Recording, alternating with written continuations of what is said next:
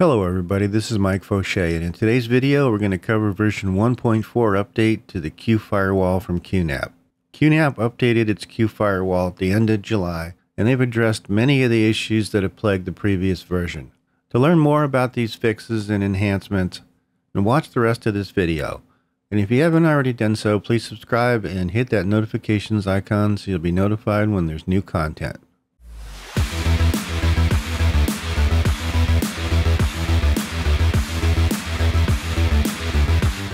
In my last video on QFirewall, I discussed several issues I had with the prior version. For starters, it was really heavily prone to false positives. It also had a few bugs when you were editing rules, and the logs they provided really weren't much help when you were trying to troubleshoot your system. In addition, the packet capture didn't let you run in the background, so you kind of had to stay on the screen for the entire time while you were capturing, otherwise it would abort the capture. Several weeks ago, I reached out to their tech support to work on the false positive issues I was having, and a few days later they reached out to me to say they'd be releasing an update that hopefully addressed a lot of these issues. So now that they've released the new version, let's get into the changes and enhancements and find out if this version is actually any better. Since this video primarily goes over the changes, refer to my original video if you want to learn more in depth about how to set it up, how to use it, how to configure it. So let's take a look at their default rules real quick so we can see if there's any difference. And the first thing that you notice is they've added a new section called PSIRT, which is Product Security Incident Response Team, which in essence is it's a managed blacklist by the security team. Not real clear how often this is updated or even how you can even view this list yet. But I plan on doing some additional research on this, and I'll post any findings I think might be interesting. The other thing you notice, or I noticed, is that the application rules now work. Before, there wasn't really anything that was going on there. This does seem to pick up internal applications that you're running. I've only been using this for a little bit, so it's hard to tell long term, but this is my first impression of this.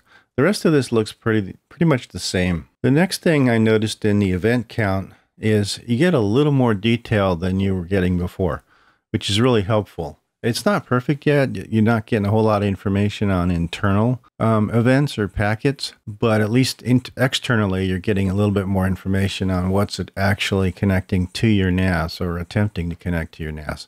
So I thought that was pretty helpful. We'll get more into this a little later in the video.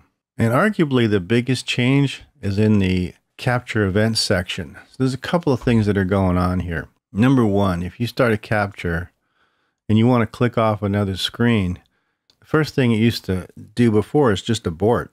Now you have the option of capturing in the background, which I thought was excellent. So if I click on that, it's still capturing my packet captures, even though I can actually go do other things. So I think that's actually extremely worthwhile. I'm going to go ahead and cancel that for a second.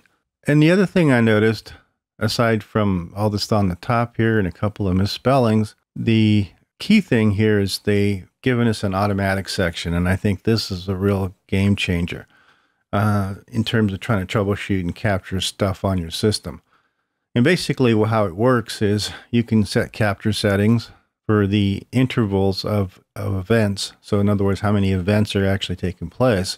And then you can set the duration of the capture. So in other words, once this thing hits 30 events in an hour, which is, I believe, the default, then this will immediately initiate a capture and run for 15 minutes. So we can kind of see what's going on without having to be standing in front of the thing.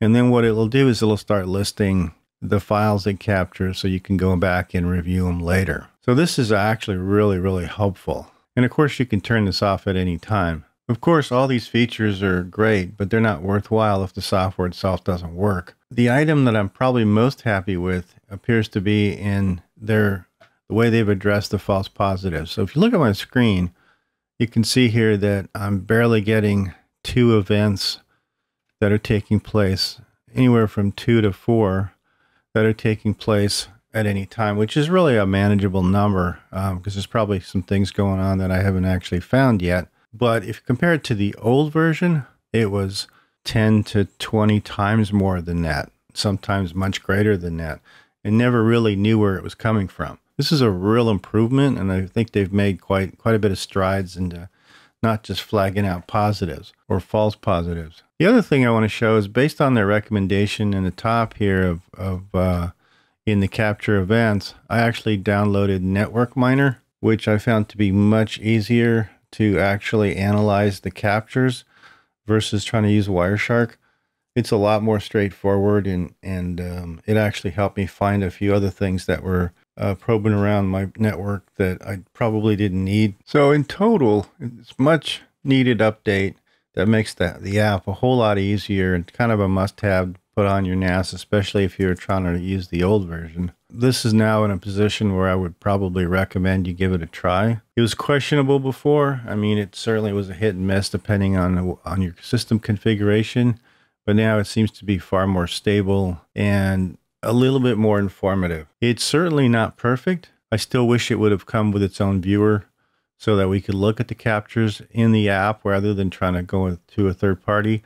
But at least now there's a lot less to look at, and it's a lot more informative when you do look at the captures. And I really like the automatic logging. I think that's a great option because, you know, when you're trying to troubleshoot this stuff, it takes a while sometimes. You got to really be able to be there when stuff happens, because a lot of times it happens, you know, at a interval or something else happens on your network on a periodic basis that you can't always be in front of it.